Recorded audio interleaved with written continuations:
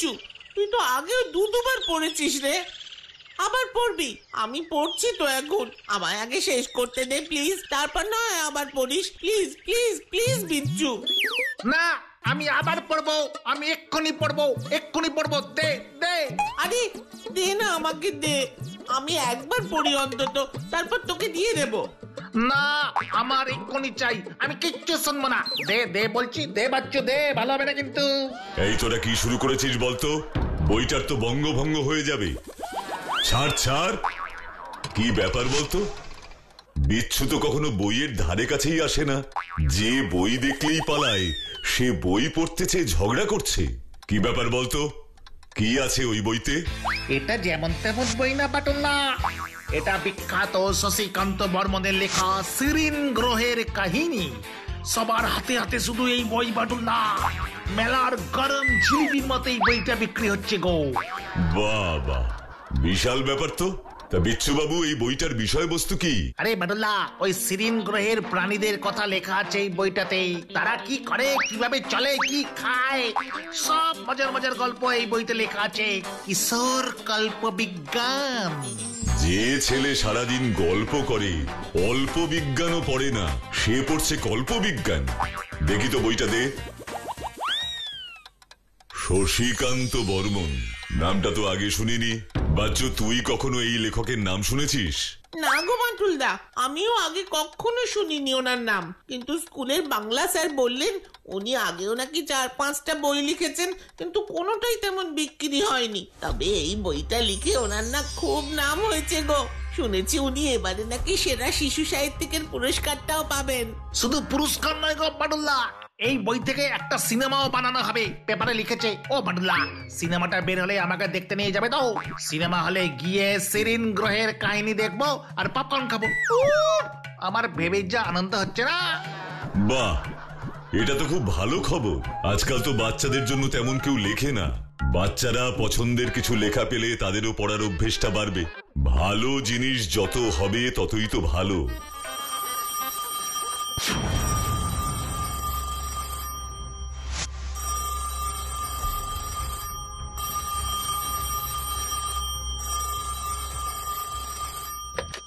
Hello, আমি doctor lingam বলছি, ভারতীয় মহাকাশ গবেষণা কেন্দ্রের অধিকর্তা।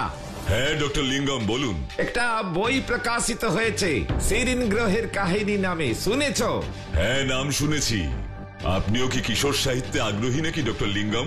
ওটা শুধু একটা কিশোর সাহিত্য নয় বাটুল, ওই বইটা আমাদের কপালে চিন্তার ভাঁজ ফেলে দিয়েছে।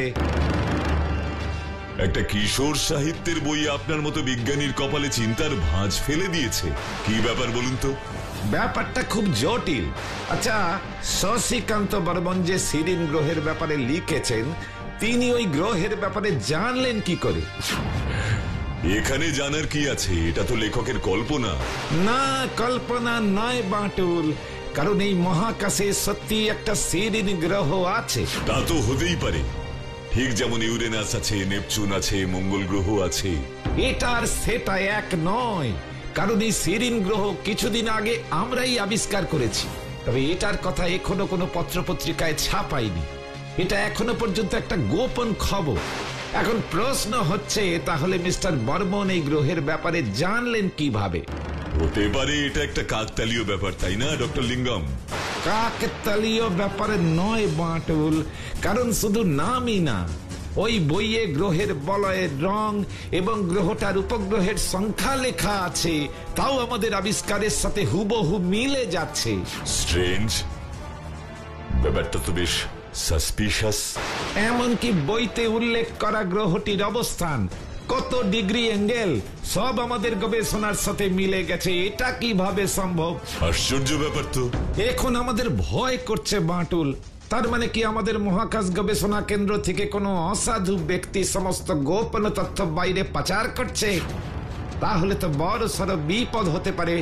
বাটুল, আমি চাই তুমি এই কেসটার তদন্ত করো। ওকে ডক্টর লিঙ্গম, আমি দেখছি কি করা যায়।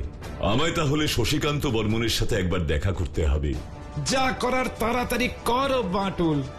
আপনি একদম চিন্তা করবেন না, আমি দেখছি ব্যাপারটা।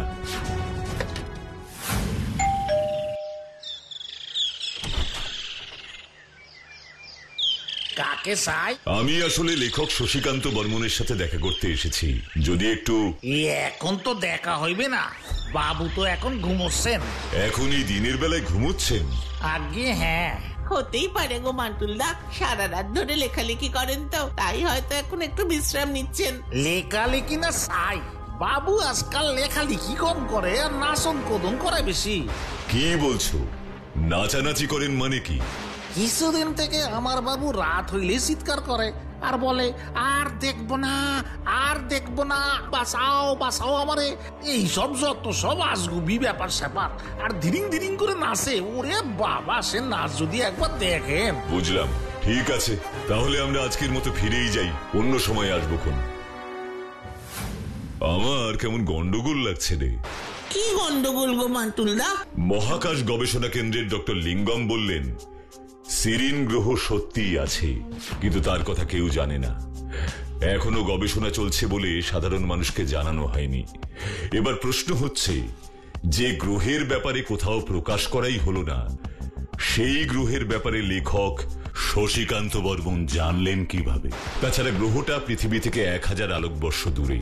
অত দূরের একটা গ্রহ উনি বাড়ি বসে কল্পনা করে নিলেন, আর কল্পনা হুবহু মিলে গেল। মিলল তো মিলল, গ্রহের বলয়, উপগ্রহ সব মিলে গেল। কিভাবে সম্ভব? তাহলে কি গবেষণা কেন্দ্র থেকে খবর পাচার হচ্ছে? তাহলে তো শুধু আমাদের নয়, গোটা দেশেরই বিপদ। ঠিক বলেছ গো মান্টুলদা, একজন লেখক এবার রাত্রি নাচানাচি করবে কেন? কেন বাঁচাও বাঁচাও বলে চিৎকার করবে? উনি কি তাহলে গোপন কিছু জেনে গেছেন? ব্যাপারটা ভীষণ জটিল, বুঝলি তো বাচ্চু, ভীষণ জটিল। এভাবে আর ঘরে বসে থাকা চলে না, ব্যাপারটা আমায় খতিয়ে দেখতেই হবে। আজ রাতে আমি বাড়ি থাকবো না, বুঝলি? তোরা সময় মতো খেয়ে নিস। বাটু বাটু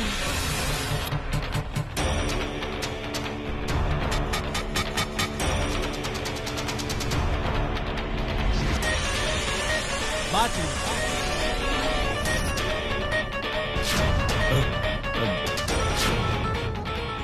মাটুল বাবু, আপনি আপনি এখানে কি করছেন? আপনি এত ভালো একজন লেখক, আপনার সমস্যার সময় আমি থাকবো না সেটা হতে পারে? আপনি এত মানুষকে আনন্দ দেন, এত সুন্দর সুন্দর বই লেখেন, আপনার পাশে দাঁড়ানো আমার কর্তব্য। আপনি কিভাবে জানলেন যে আমি সমস্যায় আছি? শশধর বাবু, আপনার মুখ চোখ দেখলেই যে কেউ বলে দেবে আপনি সমস্যায় আছেন। আর আপনি যেভাবে জানালার দিকে অবাক হয়ে তাকিয়ে আছেন, মনে হচ্ছে আপনি কাউকে দেখার চেষ্টা করছেন। হ্যাঁ বাটুল বাবু, ও আসবে, ও আসবে, ও আসবে। কে কে আসবে? শান্ত হন, শান্ত হন আপনি। সিরিন গ্রহের এলিয়েনটা আবার আসবে। সিরিন গ্রহের এলিয়েন মানে ভিন গ্রহের প্রাণী? হ্যাঁ বাটুল বাবু, সিরিন গ্রহের এলিয়েন আসবে, আর এসে আমাকে সেই চশমাটা পড়তে বলবে। কোন চশমা? একটা অভিশপ্ত চশমা বাটুল বাবু, আর ওই চশমাটার জন্যই আজ আমার নাম ডাক। কিন্তু ওই চশমাই এখন আমার জীবনে কাল হয়ে দাঁড়িয়েছে বাটুল বাবু। শশীকান্ত বাবু, আপনি কোন চশমার কথা বলছেন বলুন তো? ওই যে ওই টেবিলের ওপর যেটা রাখা আছে সেই চশমাটা। এই চশমাটা কে দিয়েছে? কেনই বা চশমাটা পড়তে আপনি ভয় পাচ্ছেন? শুনবেন? আপনি শুনতে চান? হ্যাঁ, আমি শুনবো। আপনি নিশ্চিন্তে আমাকে সব খুলে বলুন। জানেন বাটুল বাবু, আমি একজন ব্যর্থ লেখক ছিলাম। আমার বই বাজারে কাটতো কম আর পোকায় কাটতো বেশি। কত কিছু লিখতাম, কিন্তু কারোর ভালো লাগতো না। বাচ্চাদের জন্য অনেক লিখেছি, কিন্তু আমার কোনো বই তেমন বিক্রি হয়নি। প্রকাশকরা আমায় তাড়িয়ে দিয়েছে। কেউ আমার কোনো বই ছাপাচ্ছিল না, ছাপালেও চলছিল না।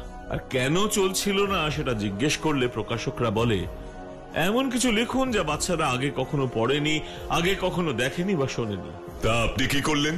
আমি অনেক ভেবেছি, দিন রাত পাগলের মতো লেখার বিষয় নিয়ে চিন্তা করেছি, কিন্তু এমন কোনো বিষয়ই খুঁজে পাইনি যা কিনা বাচ্চারা আগে কখনো শোনেনি বা পড়েনি।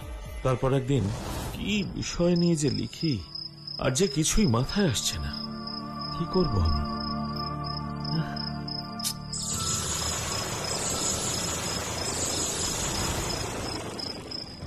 কি ওটা? কি আলোটা যে আমার দিকে এগিয়ে আসছে ক্রমশ।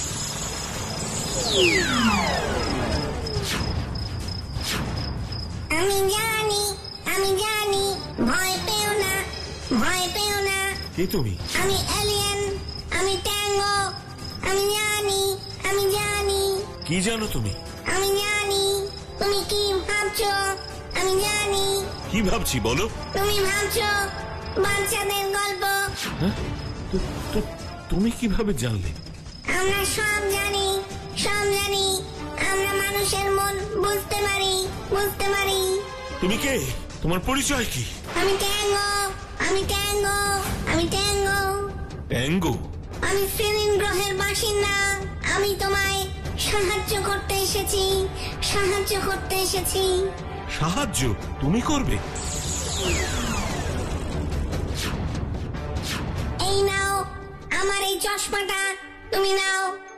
এই চশমাটা পরলে তুমি আমাদের গ্রহে কি কি হচ্ছে সব দেখতে পাবে, আর তখন আমাদের গ্রহ সম্বন্ধে লিখতে পারবে। আর তা পড়ে বাচ্চারা আনন্দ পাবে। তোমার বই বিক্রি হবে।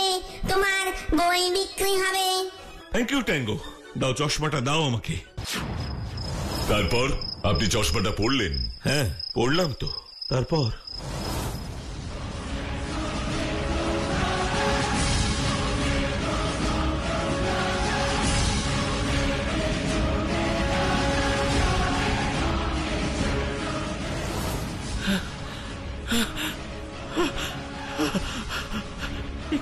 আমি কি দেখছি? এই যে সম্পূর্ণ অন্য এক জগৎ। Thank you Tango. এই নতুন জগৎ নিয়েই এবার আমি লিখব। এমন অজানা জগতের কথা আমি লিখব। তারপর কি হলো? তারপর থেকে প্রত্যেক রাতে ট্যাঙ্গো আসে আর আমায় চশমাটা পরে থাকতে বলে। আমি তো চশমা পড়লে শুধু সেরিন গ্রহ দেখতে পাই, অন্য কিছু আর দেখতে পাই না। এতদিন তো সেরিনের কথা লিখলাম, বই হলো, নাম হলো, কিন্তু বাটুল বাবু আমি তো লেখক, আমাকে তো অন্য বইও লিখতে হবে। কিন্তু সেটা এই দুষ্টু ট্যাঙ্গোর জন্য হয়ে উঠছে না। সারাক্ষণ শুধু সেরিন গ্রহ দেখলে অন্য কিছু লিখবো কিভাবে আমি? সেরিন গ্রহ নিয়ে আরেকটা বই লিখুন তাহলে। না না না, সেরিন গ্রহে শুধু ভালো জিনিস আছে তা তো নয়, অনেক খারাপ জিনিসও আছে। সেরিন গ্রহে সব রকমের জিনিস আছে। কিছু এমন জিনিস আছে যা দেখলে ভয় লাগে বাটুল বাবু, হাত পা আমার শিউরে ওঠে। প্রতিদিন এই ভয়ঙ্কর দৃশ্য আর দেখতে পারছি না আমি বাটুল বাবু। তাহলে চশমাটা খুলে রাখুন, ঝামেলা মিটে গেল। না, তা হবে না। আমায় ট্যাঙ্গো বলে গেছে সারাক্ষণ চশমাটা পরে থাকতে। আমি সারাক্ষণ পরে থাকতে পারবো না বলেই সারাদিন ঘুমিয়ে থাকি। আর রাত হলেই ট্যাঙ্গো আসে আর আমায় যন্ত্রণা দেয়, ভয় দেখায়, আমাকে ওই চশমাটা পড়তে বাধ্য করে। ভয়কে জয় করার জন্য বাটুল আছে তো, চিন্তা করবেন না, আমি আছি। আমি আজ রাতে এখানেই থাকবো, দেখি ওই ট্যাঙ্গো কিভাবে আপনাকে বিরক্ত করে। আর আমাকে এটাও জানতে হবে যে এই চশমাটা পরানোর পেছনে ওর আসল উদ্দেশ্যটাই বা কি।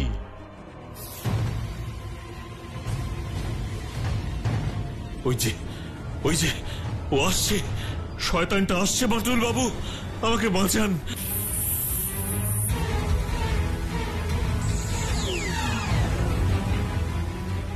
তুই আজকেও চশমাটা পরিসনি, তুই একটা অকৃতজ্ঞ। আমি তোকে উপকার করেছি তাই এত বই বিক্রি হয়েছে তোর। তোকেও আমার উপকার করতে হবে। পর পর পর, এক্ষুনি পর চশমাটা। না, আমি পরবো না, আমি কিছুতেই ওই চশমা আর পরবই না। এই নে তবে। না না, আমাকে আর ব্যথা দিও না, আমার কষ্ট হয়, আমাকে দয়া করো। বাটুল, আমি বাটুল, দেখি কার শক্তি বেশি।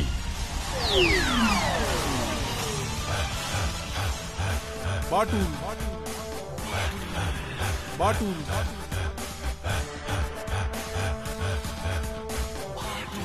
বাটুল। দাঁড়াও, দাঁড়াও বলছি, এক্ষুনি দাঁড়িয়ে যাও।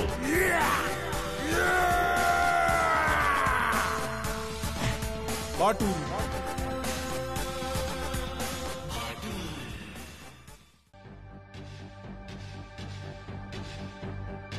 এ তো রাতে তুমি এখানে কেন বাটুল?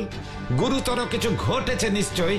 হ্যাঁ ডক্টর লিঙ্গম, গুরুতর তো বটেই। আমাকে এক্ষুনি একটা রকেটের ব্যবস্থা করে দিতে হবে, সেই জন্যই আপনার কাছে আসা। রকেট?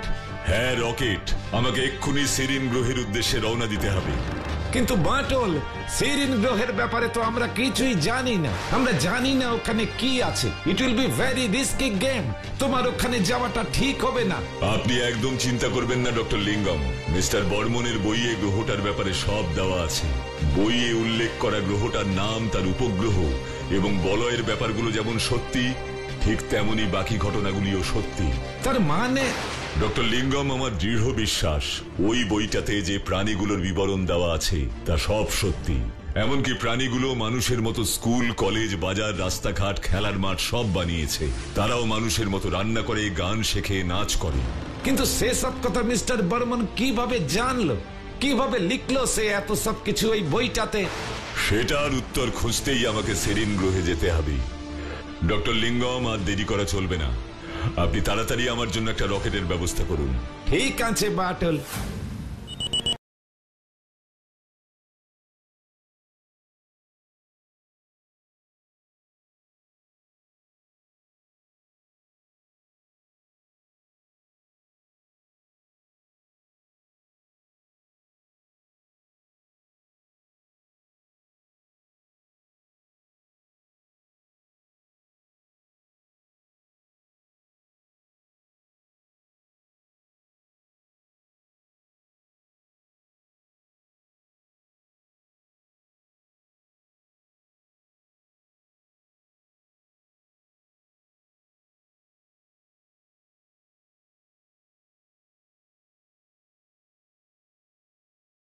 আপনাকে স্বাগত জানানো হচ্ছে। কি ব্যাপার বলুন তো, কি চান আপনারা? আপনার সঙ্গে আমাদের রাজামশাই দেখা করতে চান। আপনাদের রাজামশাই আমাকে কিভাবে চিনলেন?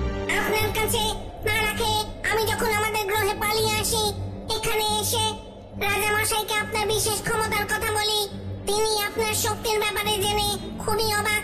এত শক্তিশালী মানুষ পৃথিবীতে আছে কিনা সেটা তিনি বিশ্বাস করতে পারছেন না।